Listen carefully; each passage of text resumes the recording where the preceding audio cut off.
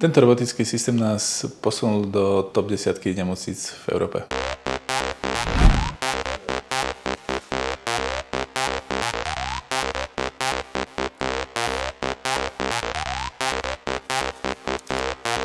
Pre mňa ako pre operatéra to znamená predovšetkým zníženie radiačnej záťaže, pretože personál, ktorý riadi tento robotický systém, môže byť v inej miestnosti, potenciálne v inej nemocnici. A tým pádom je chránený aj pred niektorými infekčnými ochoreniami.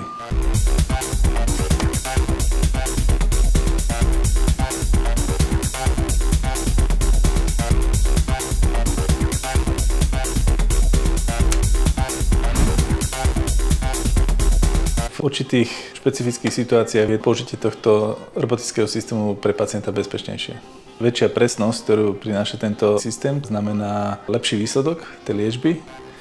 Ak je napríklad výstuž v cieve implantovaná úplne exaktne presne, tu sú riadené posuny inštrumentária v milimetrových krokoch. Človek nikdy nebude tak presne ako tento robotický systém.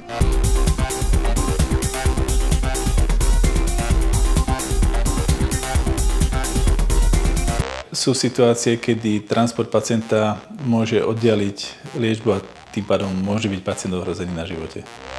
V budúcnosti, ak bude dostatočne rýchle internetové spojenie medzi nemocnicami a ďalšie nemocničné zariadenia budú disponovať týmto robotickým systémom, tak bude sa môcť operatér pripojiť na diaľku a tým pádom ušetríme čas na transport, ktorý je obzvlášť dôležitý napríklad pri ischemických cievnych mozgových príhodách.